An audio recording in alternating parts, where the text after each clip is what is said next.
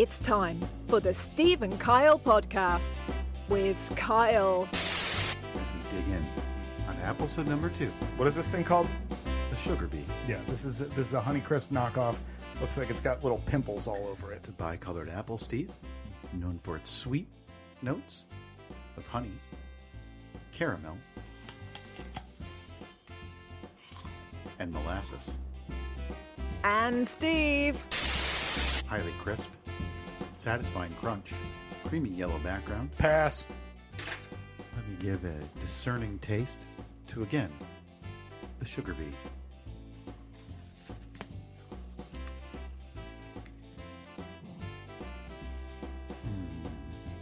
Juicy. 4 out of 5 apples. Yeah, I give it a 1.2. Now, here they are, two guys who are living in style, Steve and Kyle.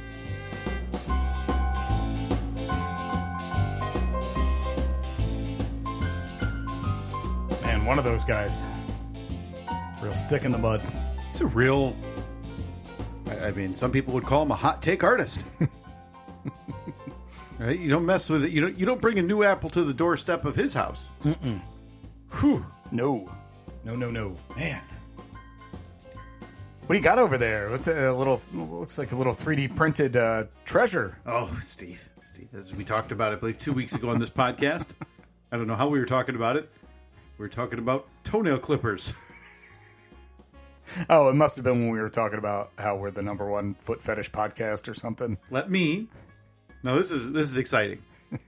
Okay, as we endeavor into new fetishes to increase our tags, Right. I am excited today to try to clip. I'm going to start with a fingernail this morning, Okay. if that's okay with you. Yeah. Hey, go crazy. And I don't know if you want to crunch a bag or make ASMR noises in the back, so we can get into that section of society. No, I think we just need this to be here. Let me get rid of the music. So this was 3D printed, as I believe advertised as the world's worst nail clipper, something like that. Yeah, the world's most pointless Yeah. 3D print, because I don't think that it's advertised as actually working. And did you feel these clippers? No, I basically pulled them off the printer and tossed them in front of I the don't seat. think this thing could clip a piece of notebook paper. Oh, no, zero chance.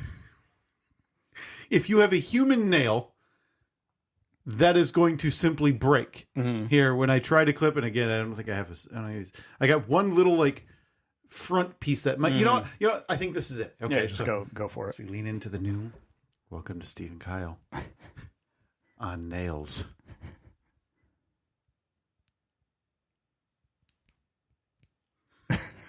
No go, huh? Very flexible. Okay. So they don't do much. I think I'm done with a 3D printer. Okay. You're done. You don't. I don't see any use for it. Okay. It's This mean it's officially mine? sure. It's Okay, just good. it prints literal garbage. I'm trying to think This of is printed out of ABS too. that. So that's the strong stuff. This is the good stuff. That's the best stuff 3D printing has to offer.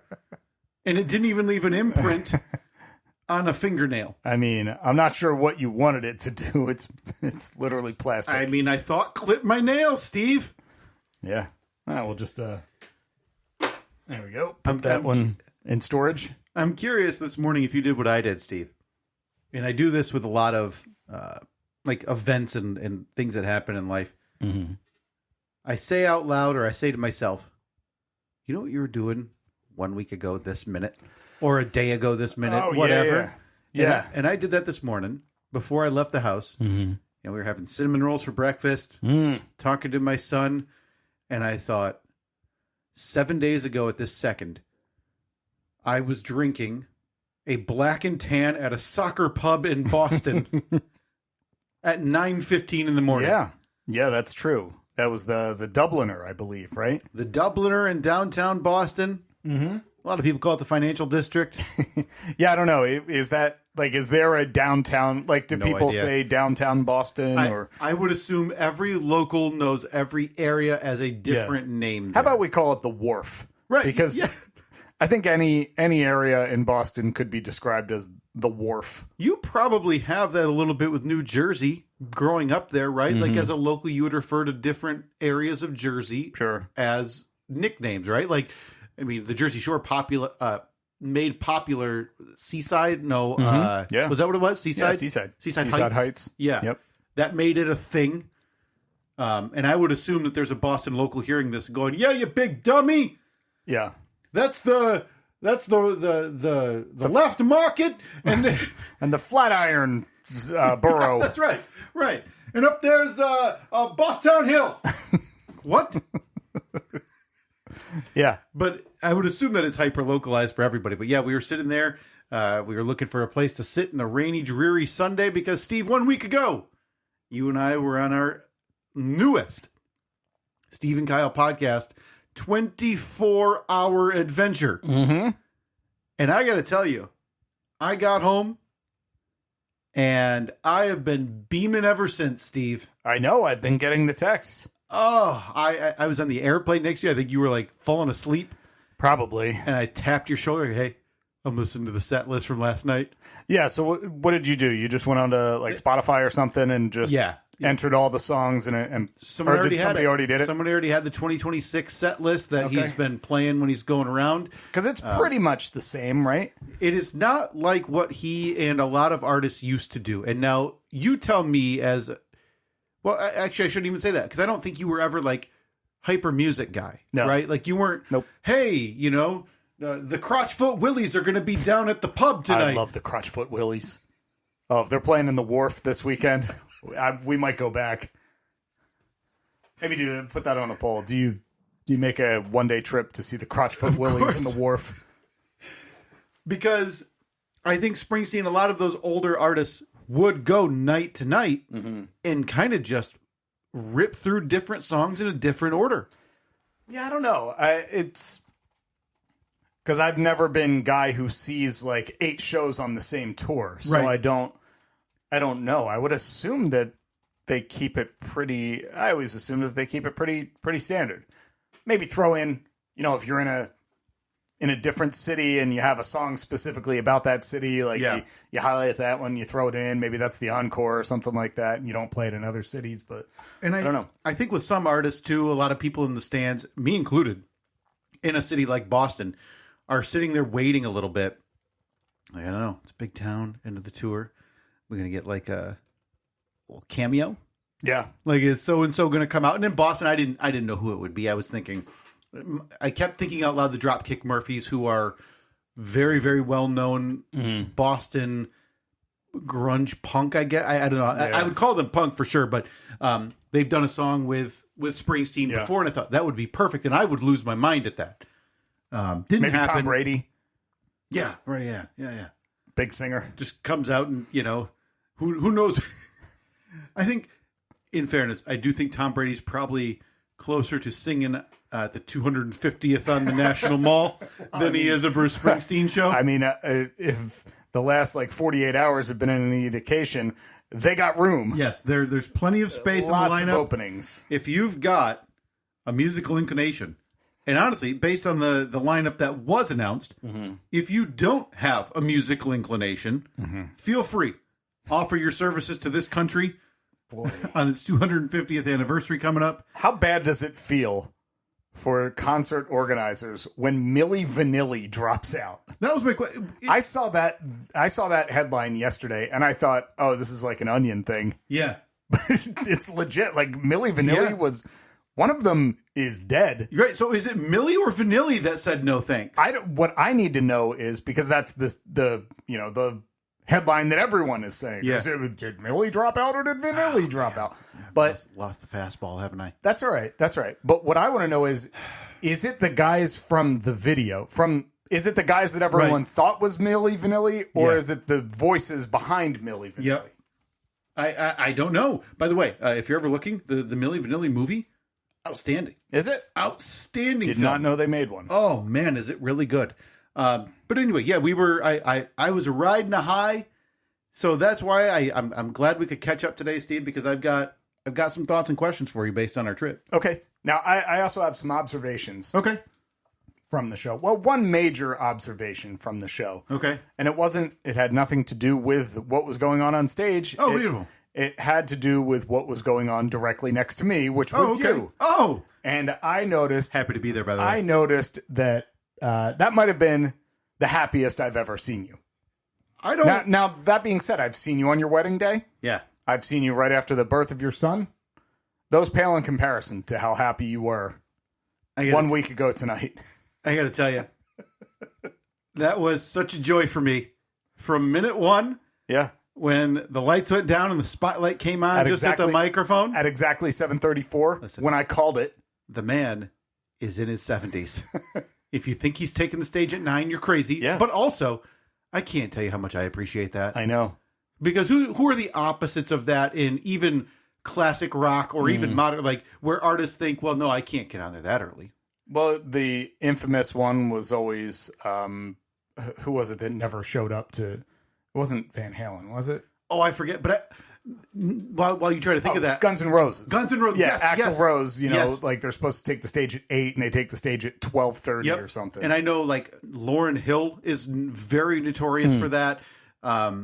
The one time I encountered that was, and this is going to be a blast from the past from you. Do you remember the parking lot behind your old radio station building? Yeah. They used to hold concerts there. Oh, yeah, they did. And I had tickets, probably from the station because there's no chance I bought them, to see the Stone Temple Pilots. In the parking lot behind it? No, was it Stone Temple Pilots?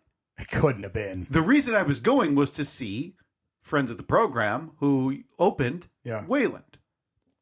There's no way that Wayland opened for STP. I don't think it was a parking lot. I don't think it was a direct opener. Wow. But it was like they were, because I remember reading about, or them telling us after the fact, and I don't think we're speaking out of turn by saying this, that there was an issue before they even took the stage because the leading band, who I'm pretty sure, their lead singer passed away, right? Mm-hmm. Yeah. It was them. It was absolutely Stone Temple Pilots. Huh. They would not let them use that stage. Oh. So they had to use a separate, smaller stage off to the side. This was a thing. I remember that being the case, and I remember talking to them out and about weeks after. That was the only time I waited, and I was sitting on the curb of a parking lot. And honestly, looking back now, that may be the time I thought, boy, live music kind of sucks. Yeah, sometimes. Like, it's a little, and I am not a live music guy. No. Okay? But me last Sunday, you were a live music guy. Yeah, at least half a dozen times. Yeah. Oh my God. I heard from you. Oh, Steve, my voice was gone. And the first time I turned and looked, and I was like, wow, that was Kyle. I think Bruce heard me. By the way, I think he pointed. I don't think you were looking at that point. I think you were looking at me. Sure. After I did that, and I looked out of there, hey, Bruce! And he was pointing up at me. Yeah, Kyle, I see you up there in section 313. And we were the threes. It was 313. I believe it was row 3. Seats 4, 5, and 6. I love those seats, though. They were great. I didn't have any problem with them. The sight lines were fantastic. As you said, by the way, this is the old man coming out in us a little bit. The very first thing you and I looked at each other and nodded in agreement and said, oh, this mix is terrible. Oh, it was an atrocious mix. I think they got it right. It was so overmodulated for most of that show. It was the first couple songs though. It was like, yeah. Now I know that it's a relatively old building. The acoustics probably aren't the best, and every show sounds a little bit different, but yeah, from the first notes, I was like, "Oh no, yeah, what are we in for?" But I think it was a combination of my ears adjusting and them adjusting, and we kind of met somewhere in the middle to the point where it was like, "All right, this is good." It was not the best mix I've ever heard. I would like to go back, if we could, to the start of the day because I think it almost fell on my shoulders, Steve, because the day started for us at, I want to say it was 5 a.m. sharp. 5:05 is when I believe you were in my driveway. Yeah, I think we had a 6:30 flight. And it's usually not on me to bring, the positivity and the energy to a room, an area, a group, an outing, anything. It's just not for me. Nonsense. You're a positive guy through and through. I'm usually the guy who you're going to have to say, like, oh boy, maybe we can split off from him.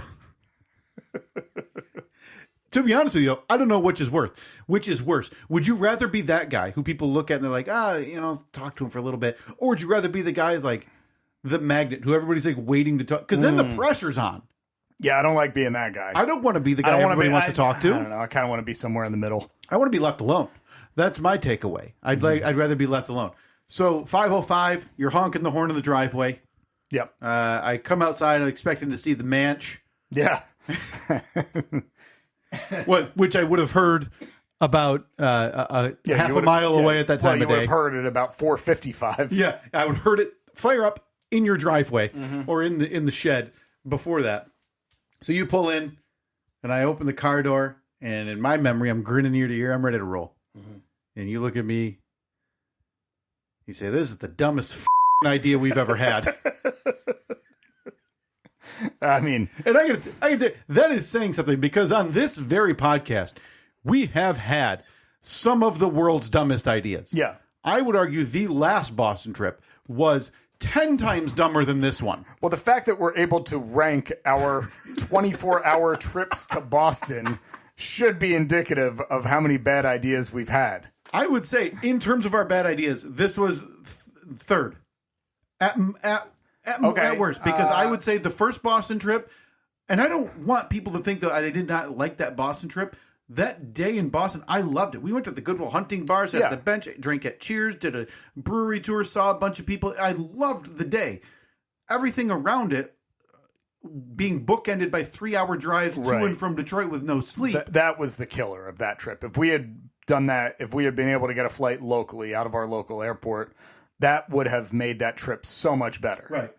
Because then it's like, I don't know, at least 5 hours shorter. Yes. And the idea of a whole day being gone and then just, bookending it with the drives. And we planned that like 90 days after I ruptured my Achilles. Oh, yeah, that was a stupid idea. Walking all of Boston with my foot like the size of a grapefruit.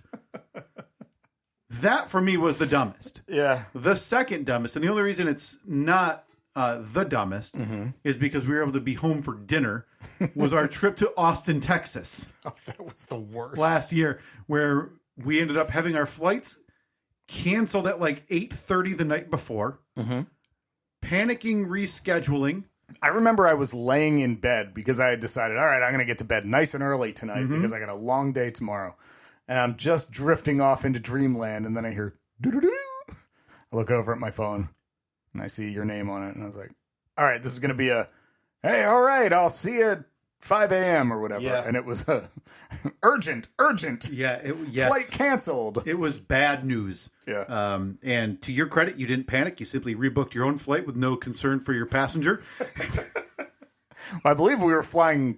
Because didn't we fly separately there? No, we were flying together. That flight got canceled, but you were already like logged in, so you rebooked your seat on a different flight, and then I rebooked a different flight there. It got us there at the exact same time? Roughly, yeah. Or within 10 minutes somehow. I was there a little bit earlier because I had enough time to basically go and pick up the rental car, swing around, barely slow down, swing the door open, and you could hop in.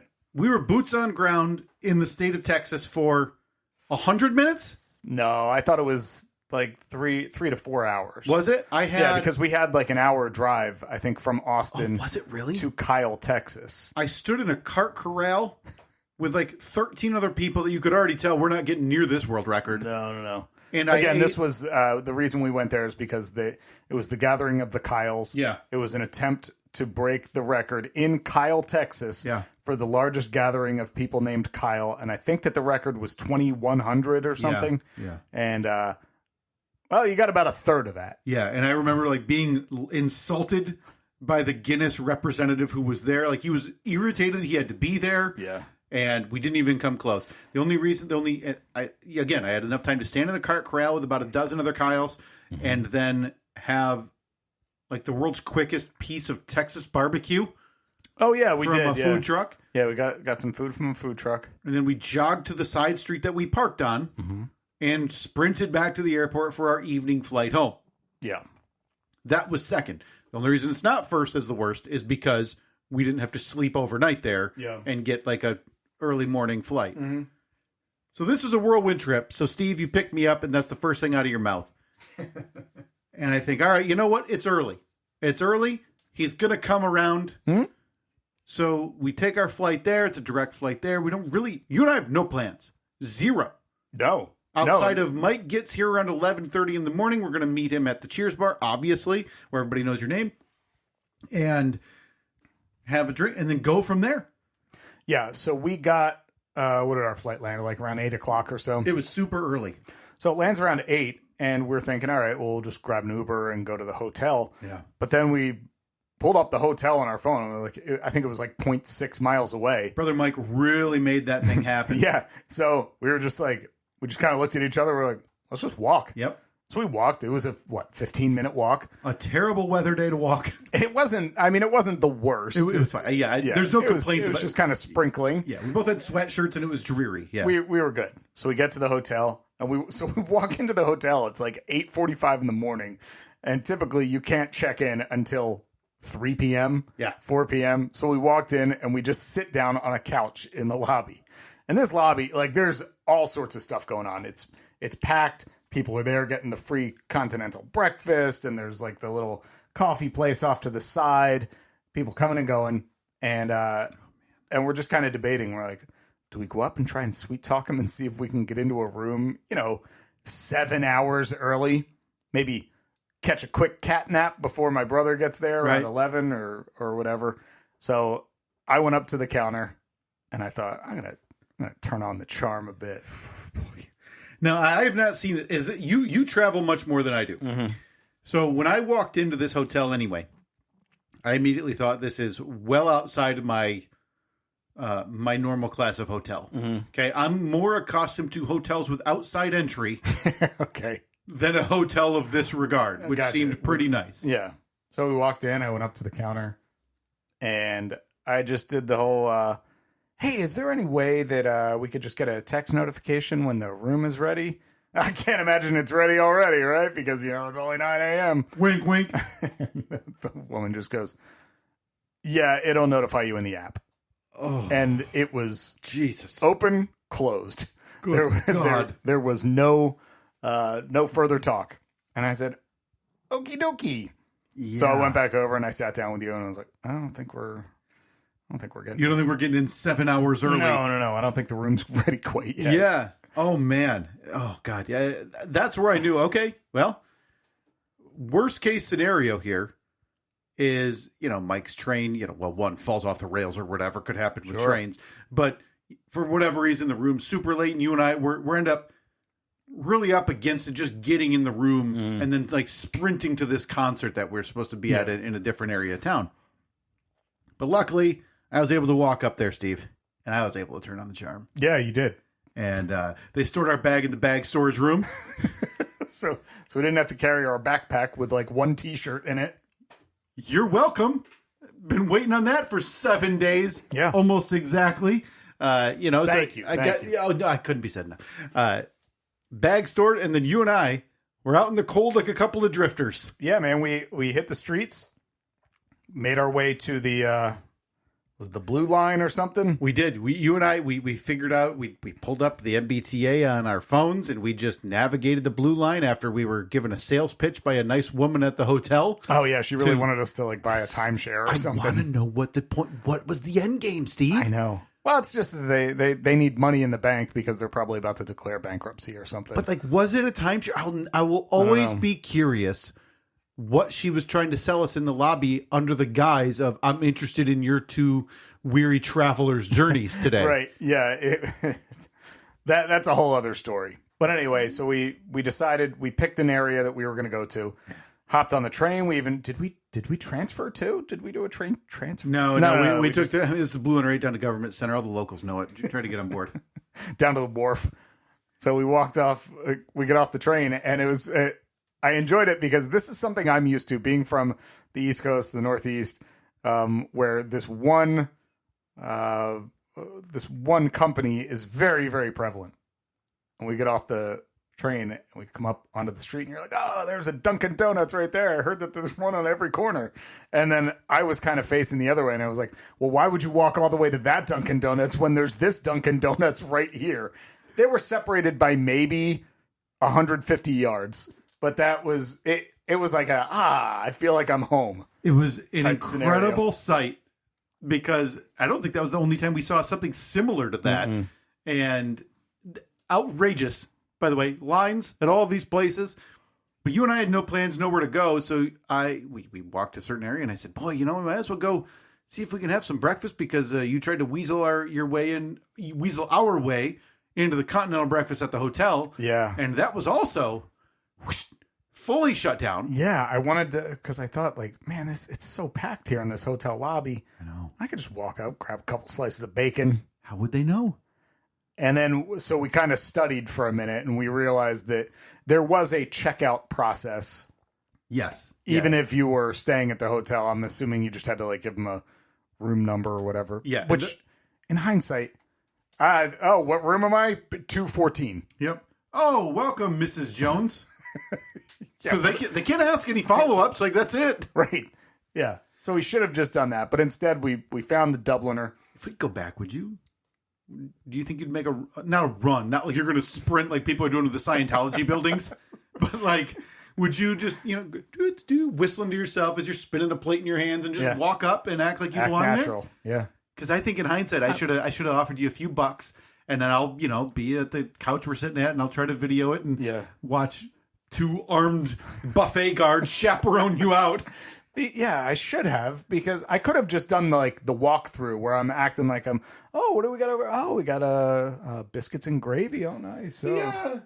The rosemary potatoes any good? And then walk all the way through so I can kind of get a better glimpse of what the checkout process is. In hindsight, I should have done it. Man. But we were raring to go. We were raring to hit boots on the ground. I gotta tell you, I was ready for a beer. Yeah. So we made our way to the Dubliner. As we're walking in, we're like, yeah, it's awfully crowded for 10 a.m. on a Sunday. And then we quickly realized they were hanging up banners. Everyone that was in there was wearing red. We found ourselves in a soccer hooligan bar. We were absolutely in line with English soccer nutcases.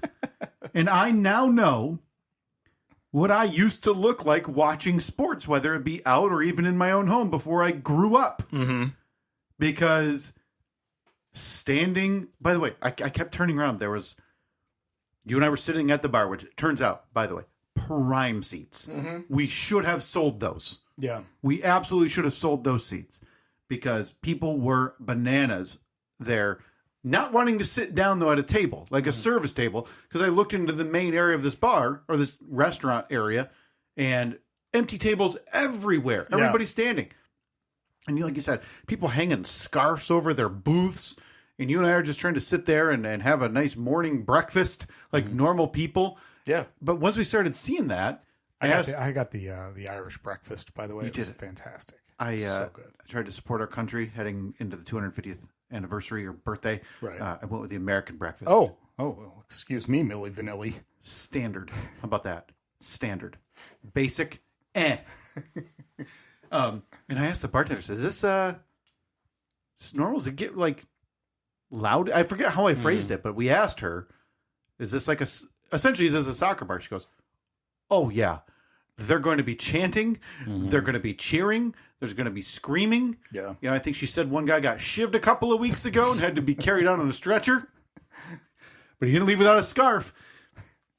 And you and I decided we're going to have to get the heck out of here. Yeah, it wasn't really our scene. We had a long day ahead of us. We had to pace ourselves. Yes, we did. So I think you had what, a black and tan? I did. I had a black and tan, and then I had a follow-up beer. I started off slow. Ordered a water, kind of got the body lubricated a bit. This idiot, right? But then I went straight to Guinness. Yes, you did, and it was fantastic. It was a great pour. It was very good pour. It was at this bar where you said the second thing. So this is in addition to the first words out of your mouth, commenting out was the dumbest idea we've ever had. Yada yada. Yeah.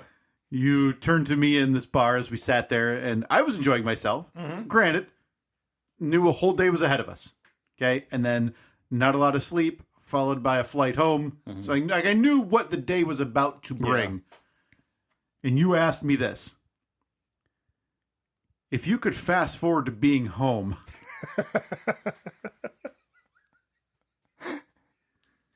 would you? And then I think I came to the conclusion, because listen, this is me. Right. I am the stick in the mud on these things. Yeah. I can't have it with you taking the reign from me. So I am now in a tough spot where I feel like I am going to have to be the one to bring the vibes, the energy up. Yeah. Keep everybody in a positive spirit as we embark on a 53-degree rainy Boston day with no hotel in our near future. Yeah, we're still 6 hours at minimum away from our hotel at this point. So I think from there, I do think everybody improved. I think we were in good spirits the whole day. We were. I just enjoy throwing out those scenarios because I loved the concert. Yeah. Absolutely loved it. I thought it was a great time. Band sounded great. It was other than the overmodulation, obviously. Yeah, the first few songs were.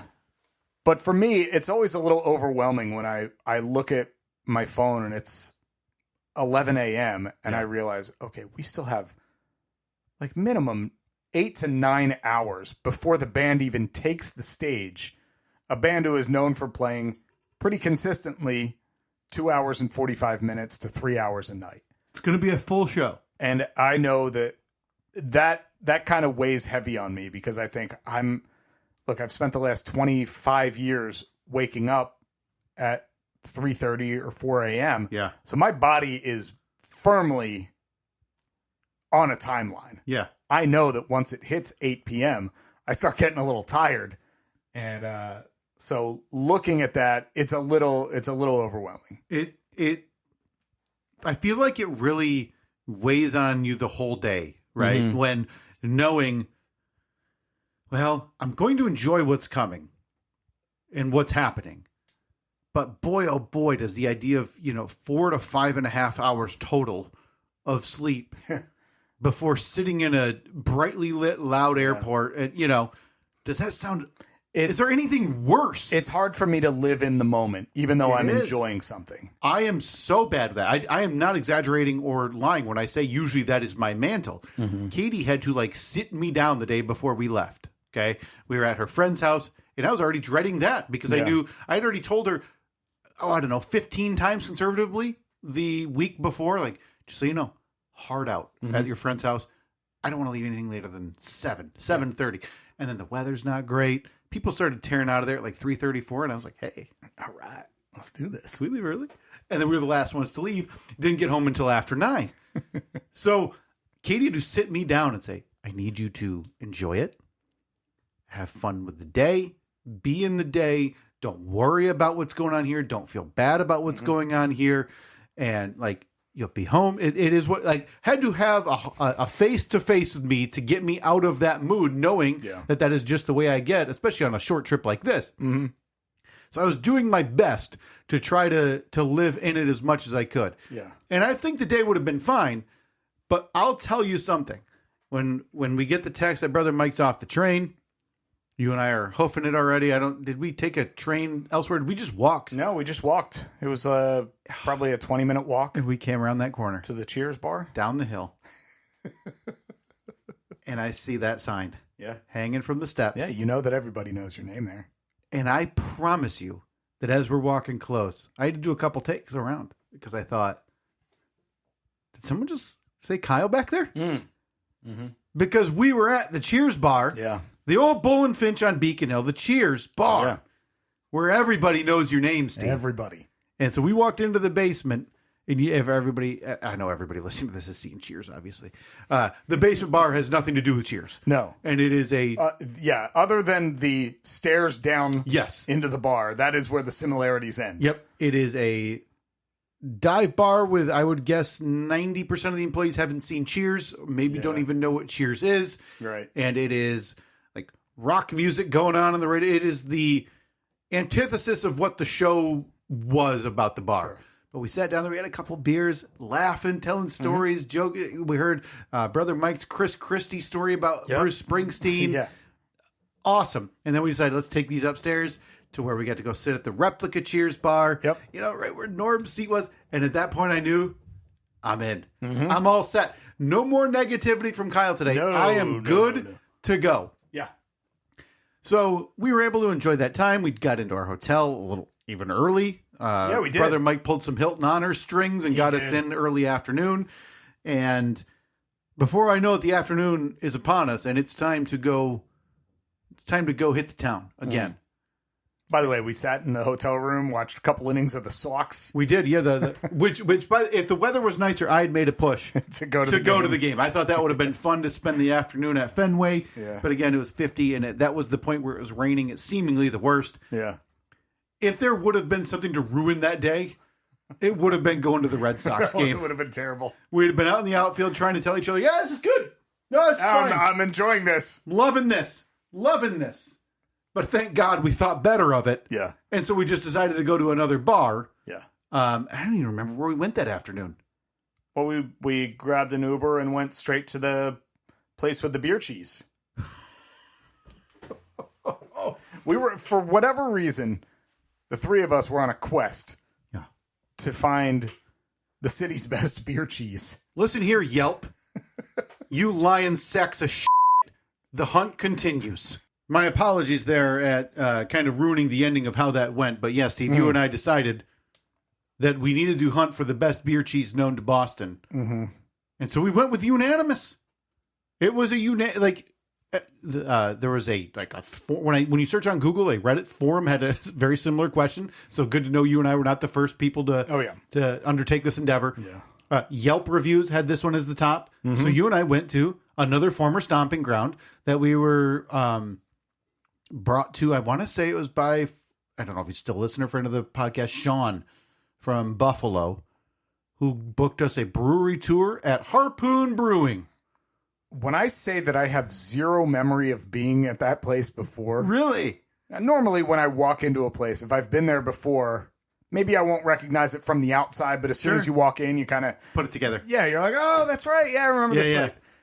You pulled up a picture of us sitting in like nearly the exact same spot, and I thought, oh, that's AI. That's Photoshopped. I mean, granted, it was 9 years ago, but I had no memory of being there. None whatsoever. I do not think we partook in the beer cheese because the last time we were in Boston 9 years ago at that brewery tour, you and I were well past the point of being stuffed full and then still had to go sample beers. And that was a mere hours before we were going to pull off to a truck stop gas station for you to vomit in the toilet. Because we got almost home that night and you decided that the mix of beer and food and cannoli that we had endeavored that night. Yeah, that wasn't further into your belly. That was not I'm drunk, I'm going to barf. That was my stomach has reached its capacity.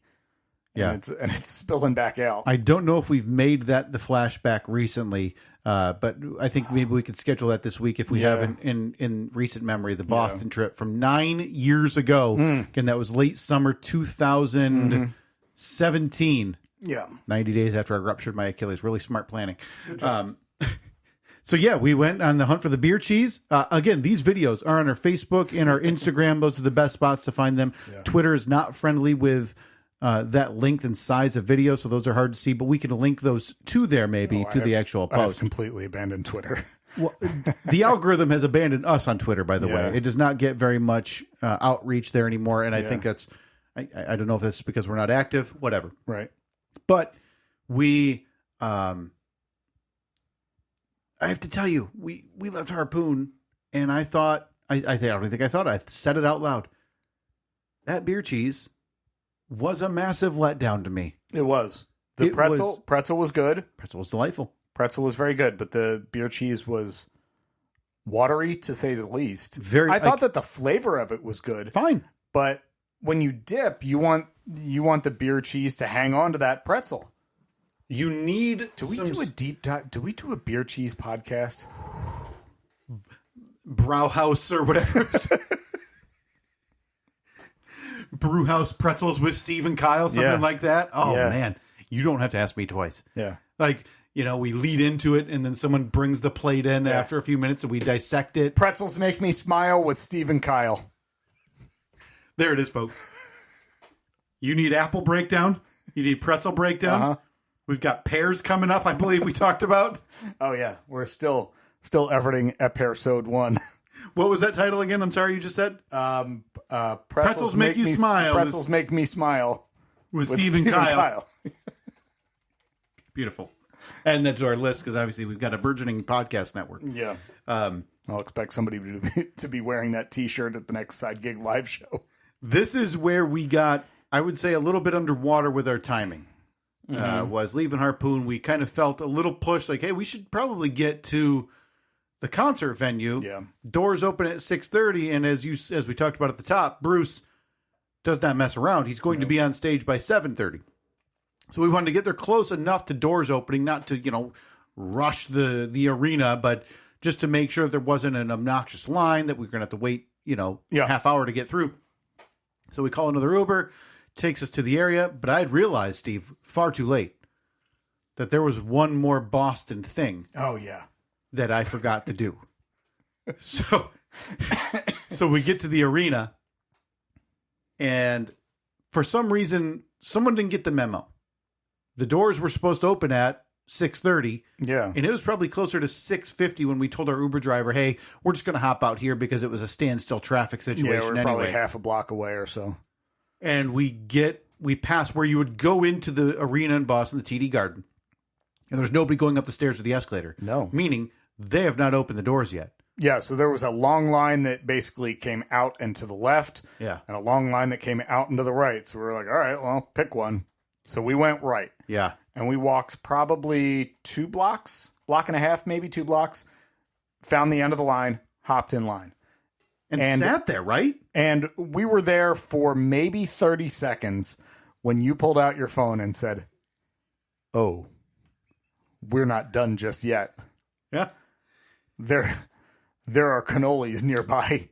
Now, when I said this and when I looked, did I think I had an army of Steve and Mike behind me?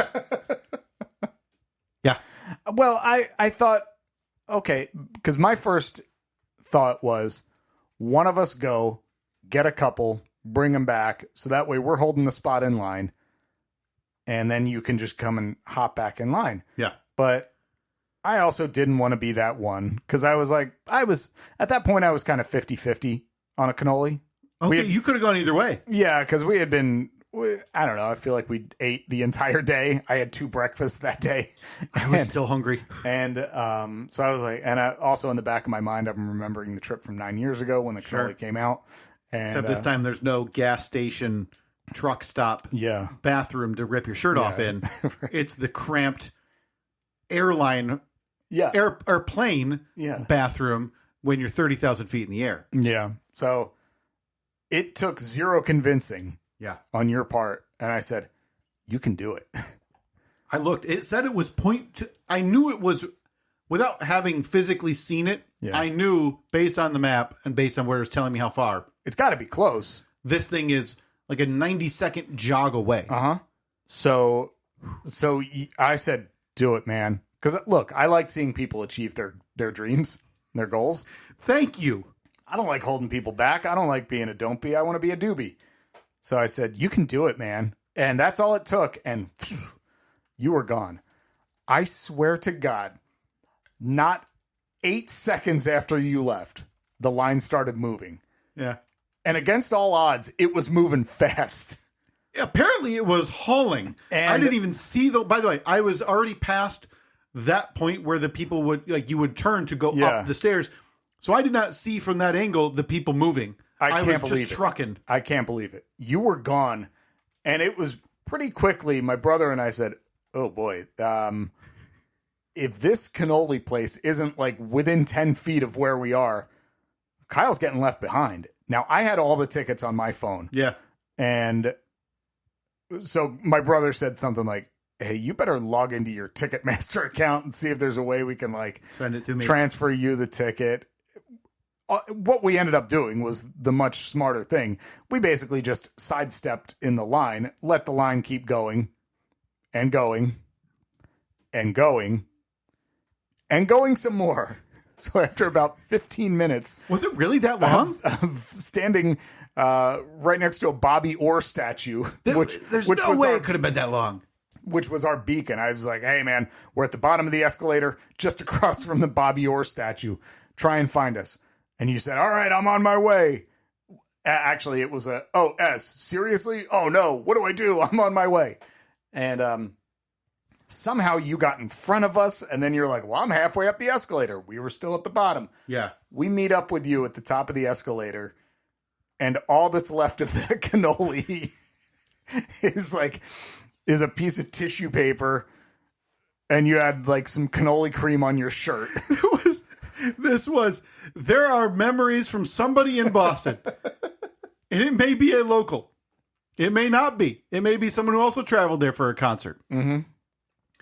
Of a man sprinting like through the front door like Kramer from Seinfeld and sliding into a crowd of people while a shot of cannoli cream runs down my beard. And I look left, I look right, and I look left again, and I sprint through this group of people because I did not check my phone while I got up to, and I was trying to locate this cannoli place, which was in like a large space used for restaurants and activities. So there's, I sprint through the front door to get in, and I see there's some college age kids playing Pop-A-Shot, and I see a Chinese food place, and I see a sub place, and I'm just looking at signs, every sign, trying to find cannoli in big white neon letters.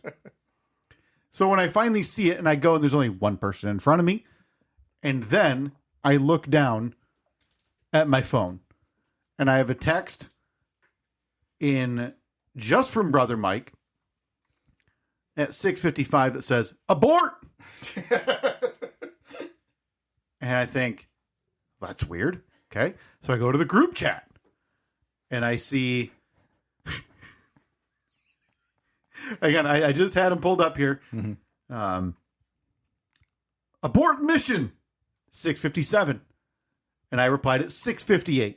And I said, oh no, my cannoli is filled. Which, by the way, should never be an oh no message. No. That's a great thing. And you had said we stepped out to the side of the escalator. So at that point, it was just finding each other. But again, somewhere in Boston, there is some security camera footage of a man jogging out the front with a cannoli and a tissue paper. Yeah. Half chewing with cannoli cream dripping down his beard. Yeah. As I jog through a crowd to get back to you guys, because I don't want to, I mean, granted, based on the sound mix, I'd have been able to hear it from outside the first few songs. I didn't want to miss the start of the show. No.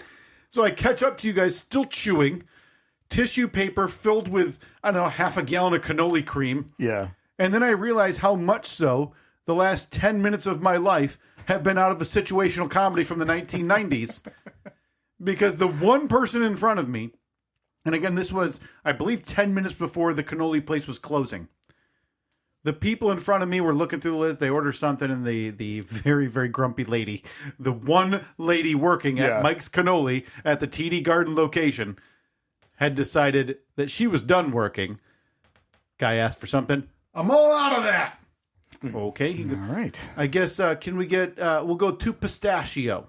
Yeah.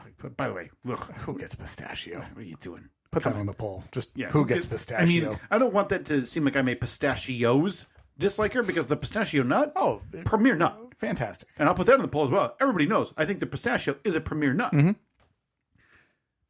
She walks over.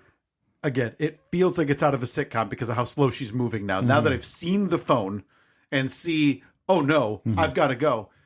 Old Oinky's working overtime, just pumping that blood. Thank God they replaced it, because that might have been what killed me. If would not, would that be the most pathetic way to go? waiting for a cannoli to be filled.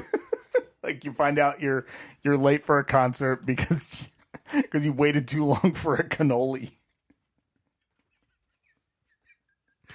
If I die at the steps of a Springsteen concert with a cannoli in hand, I've lived a life worth living, Steve. Yeah. She walks over, she grabs 2 shells, goes, fills it with the cream on both sides, because again, they're not pre-made, right? And then she goes over to the pistachio, dips at both ends of the pistachio, sets them both down. And I don't know what she saw, because my mind was in a blur at that point. But she does, like, almost the Kevin James meme. Oh, yeah. Where he's kind of shrugging. Yeah. But this time she put her hands up and out, almost like Lucky Billy. Yeah. That's what it was. It was Lucky Billy. Where she she looked at him and put her hands up and out. And I'm like, what's wrong with him? I don't know if there was a shell cracked. Maybe it wasn't pistachio. Maybe it was another type of thing that she wasn't supposed to do. So what'd she do? Waddles back over to the cooler to get another shell. And so the order for my cannoli came out in 1/8 of 1 second. Yeah. Right? And I think it was cookies and cream, chocolate, whatever I ordered. Boom, boom, boom, right? Paid with my phone before it was even done. No tip. Sorry. It's a $9 cannoli. I mean, let's get real here. Yeah. It's probably about 40 cents worth of materials there. Plus, you're getting paid already. So I grab it and like a shot of lightning, sprint out the front door again, run into a group of people as I must have thought I was burglarizing the place. Sprint back to you to get caught up, and cannoli well gone by the time I caught up to you. That was the most impressive part to me. By the time we got in there, Steve, we were well on time. Oh, yeah, we had plenty of time. We had plenty of time. We were able to sit down. We were able to go back, get a drink, sit down well before the lights went down, before Bruce Springsteen took the stage. And as you said at the top of the episode, Steve, I have rarely been so happy.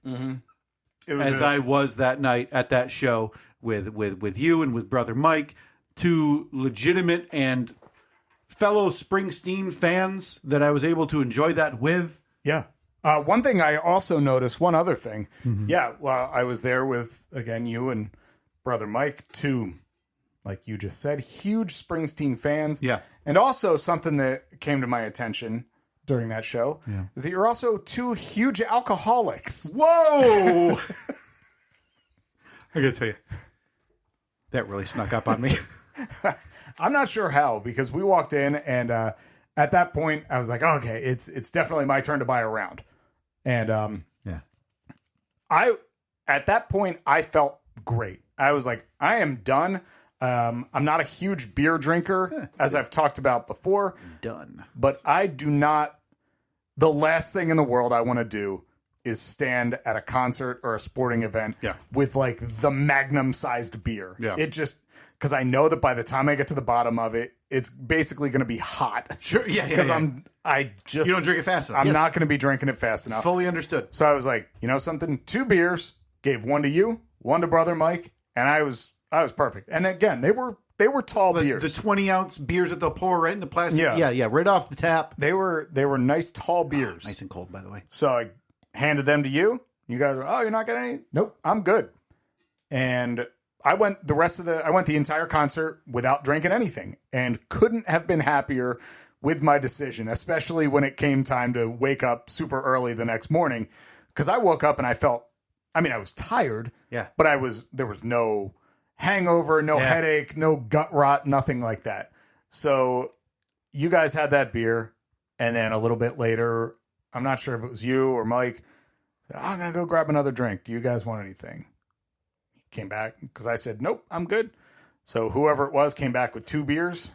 Guys, down those. A little bit later, I know that I think my brother was going to go, and you handed him a credit card because you wanted to pay for the next round. I was going to get his beer. Yeah. I said, no, thank you. Oh, okay. So you were going to be done after 2.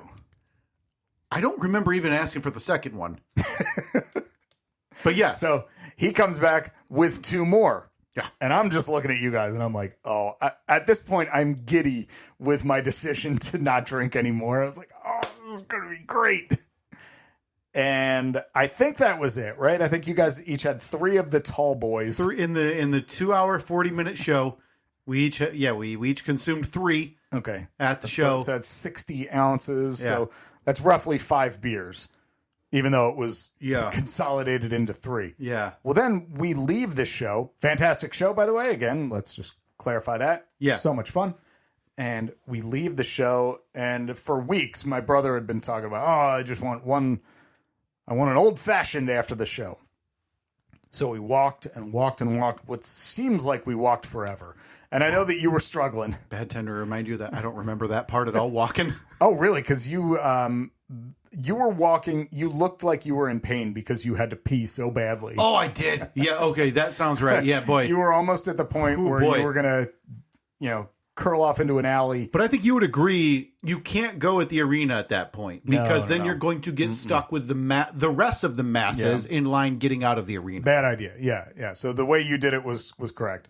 So by the time we finally got to this bar, which was probably a 15-minute walk for us after we got out of the arena, you went straight for the it was bad. Straight for the bathroom. My brother went up to the bar. Me and my brother went up, grabbed seats at the bar. Bartender came up and he ordered the 2 old fashions. She looked at me. I said, "I'm good. Just glass of water." Oh, you didn't have one? I didn't have anything, no. Huh. I said, "Glass of water for me."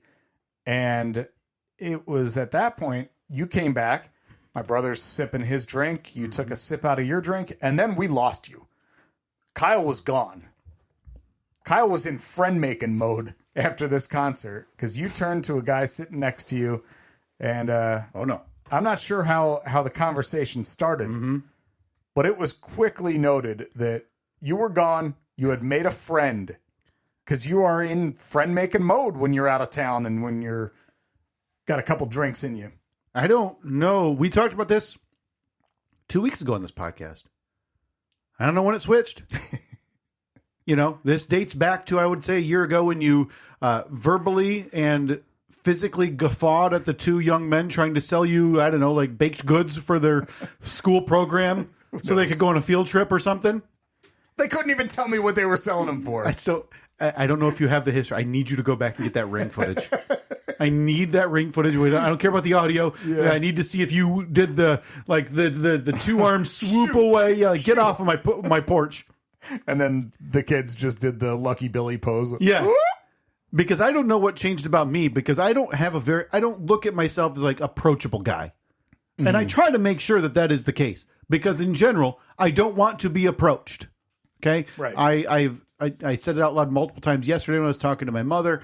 I just want to be left alone. I'm just someone who wants to be left alone in every facet of my life. But this guy to the left of me saw me wearing my Detroit Tigers hat. Brought the hat. I usually always wear a hat, especially if it's gone a few weeks where I haven't buzzed my hair and I'm a little self-conscious about the way I'll always have a hat on. Yeah. And I just had my Detroit Tigers hat, and this guy was loaded up with Chicago White Sox garb. Oh, boy. So, to your point, I did not initiate this conversation, but was well intoxicated enough to continue having it with this with this older gentleman, talking baseball, talking Bruce, talking Chicago. Now, had he gone to the concert? He was in town for the concert, Steve. Okay. Also, could not believe you and I were doing it on a 24-hour swing with flights on either end. Yeah. He, at some point, I think twice, held his phone over to show me his Facebook post he made about the concert. Oh, was he trying to become Facebook friends? I don't remember reading any of the words. And I did the math. Okay, and I think I texted it to you guys the next day when I was home. I finished with 10 beers and 1 old-fashioned. Wow. During that day. Now, granted, I don't think I felt any of it until the very end because we were pretty much on the move. And we had the breakfast and then the lunch and then we rested. It was spread out over a long time. I didn't feel at any point like I was stumbling and bumbling and like, oh, great, now we're going to have to bring Kyle to the drunk tank. I never felt that way at all. Did not want to have this conversation. Felt like that time at the upscale bar we were finishing at was more inclined. I don't know. It looked different. It looked like you were happy to be chatting it up. I mean, I'm always happy to talk sports. It's stupid because I sit here and tell you I don't want to talk to people, right? And in general, I don't. Right. I'd have been content saying words to you and to Mike that entire trip and nobody else. Yeah. But you talk sports with me and it's like, I don't know, sports is the universal language. Yeah, of course. That's what they say. Right? Like sports and music. Like those are a couple of the things that people will commiserate over in a fashion that's not going to be adversarial. Because I see this guy from the outside and even talking to him for a few seconds. You know what my first thought, not my first thought, but when he started talking to me about the concert was? I thought, this guy has the look of somebody in this day and age who would not be going to a Bruce Springsteen concert. Okay.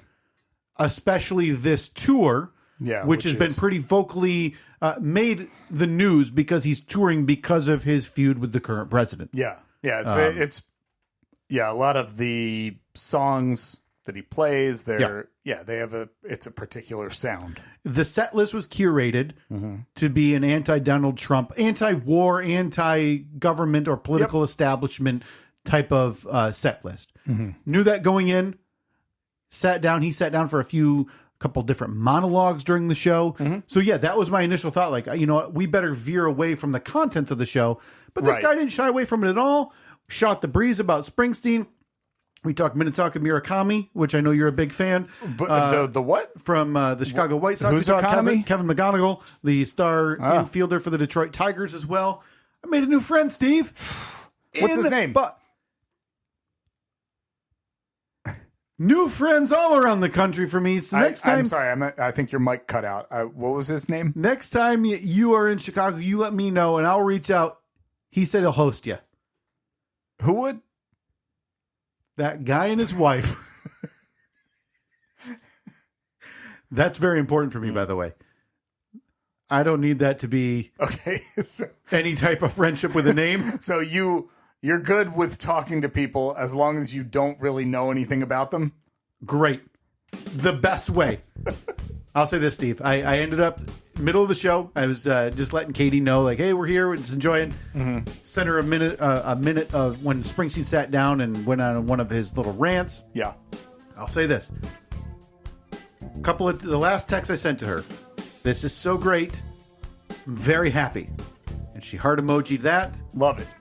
And it was, the text was sent at 9:47 p.m. Just sitting here crying. What an effing show. Move to tears. I gotta tell you.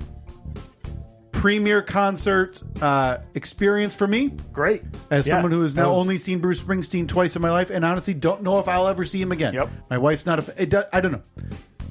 Great A experience. Thank you to you and to Brother Mike for allowing me to join in with you guys. Thank you to the listeners for footing the bill. Appreciate you listening to those ads with, I don't know what you're listening to nowadays. Green herbs.